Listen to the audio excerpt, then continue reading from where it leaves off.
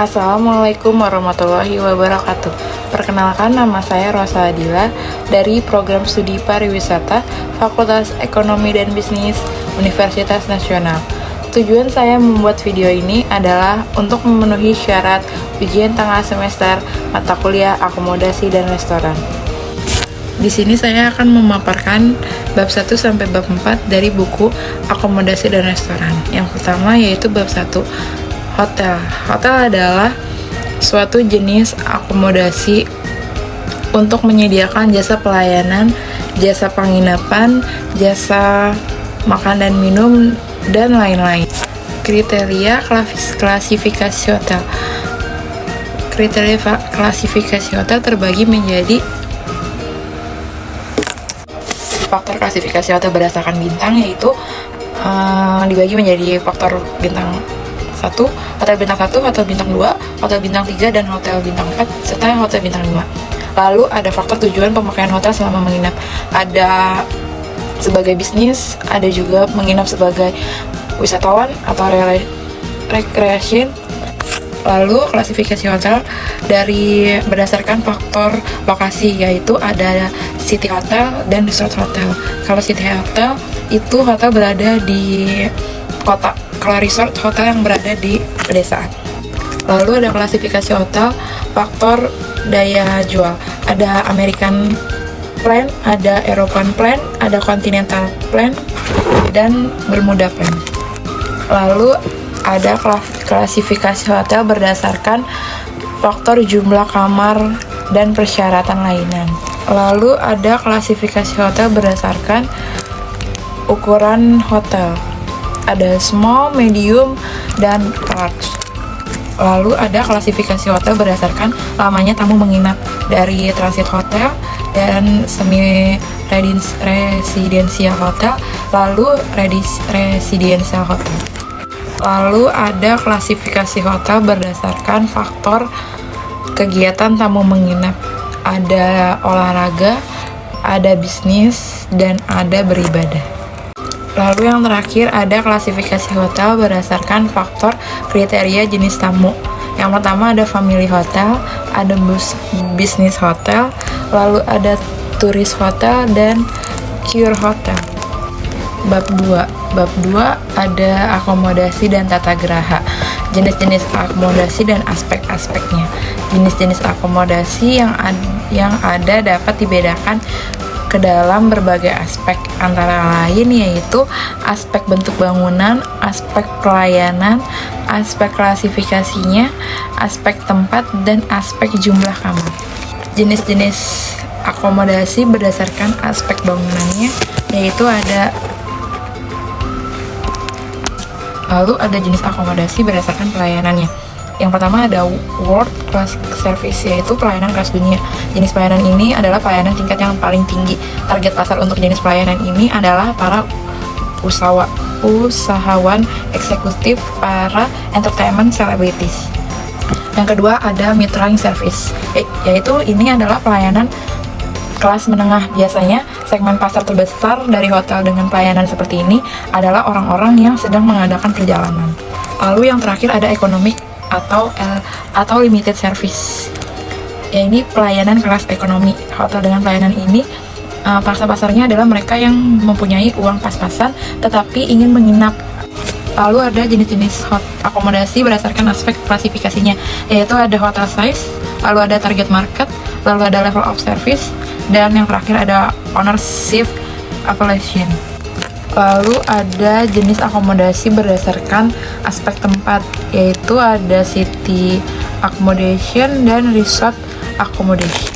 Dan yang terakhir ada jenis akomodasi berdasarkan jumlah kamar, dari jumlah kamar di bawah 150 hingga jumlah kamar yang di atas 600.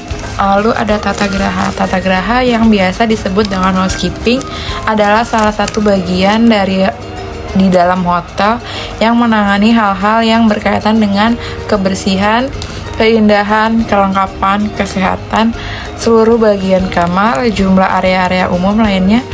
Lalu antara lain ada status kamar. Yang pertama ada occupant kamar yang terisi dan di mana tamu sudah didaftarkan untuk menempati kamar tersebut.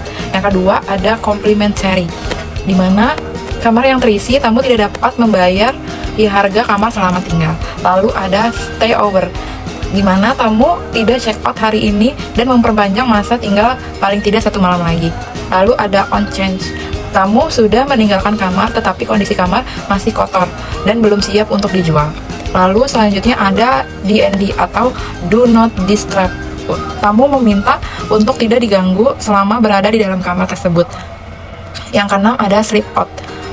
Lalu ada sleep out, di mana tamu terdaftar resmi sebagai penghuni kamar tersebut tetapi tidak ada di kamar tersebut. Lalu ada skipper, di mana tamu meninggalkan hotel tanpa menyelesaikan pembayaran yang ada di hotel.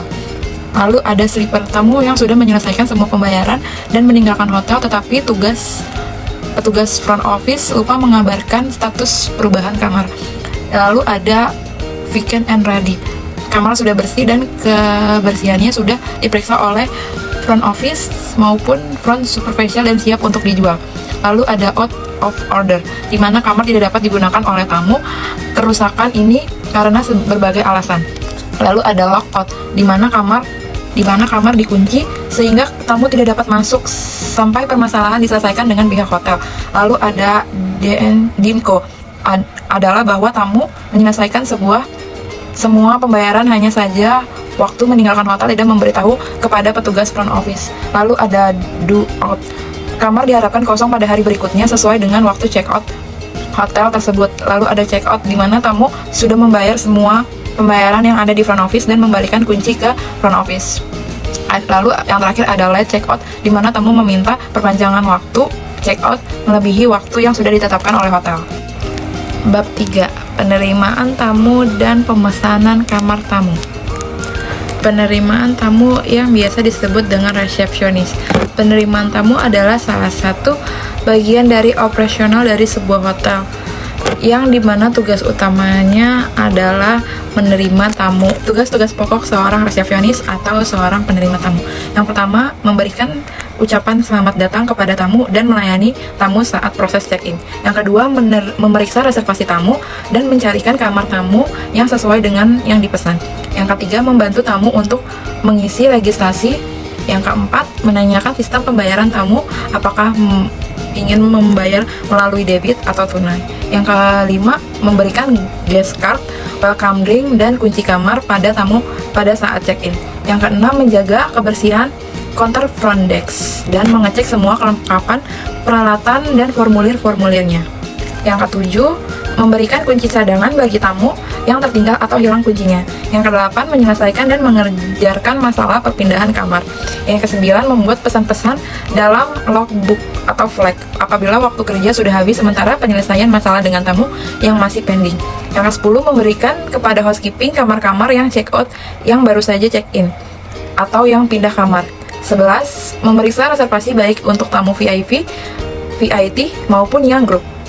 12, mengecek room rate dan membuat house count agar selalu akurat. Yang 13, mempersiapkan kamar baik untuk VIP atau grup maupun perorangan setelah kamarnya diblok oleh shift leader. Yang terakhir, melakukan pengecekan terhadap room discrepancy dengan housekeeping. Lalu selanjutnya ada prosedur check-in. Prosedur check-in dibagi menjadi dua, yaitu ada prosedur check-in manual dan prosedur check-in komputerisasi. Bab 4, penanganan kedatangan tamu rombongan. Pengertian tamu rombongan adalah tamu yang datang ke hotel untuk check-in dalam jumlah lebih dari 1 orang. Yang disebut rombongan minimal adalah 8 kamar dengan jumlah 15 orang. Tamu rombongan ini biasa dikirimkan oleh biro perjalanan atau travel agent, maskapai penerbangan atau perusahaan swasta atau milik pemerintah. Karyawan yang bertanggung jawab dalam memproses kedatangan tamu rombongan ini biasanya disebut koordinator grup. Koordinator grup bertanggung jawab terhadap kedatangan rombongan sejak pemesanan dimulai hingga saat rombongan check-in. Sekian pemaparan materi bab 1 sampai bab 4 dari saya. Kurang lebihnya mohon maaf. Wassalamualaikum warahmatullahi wabarakatuh.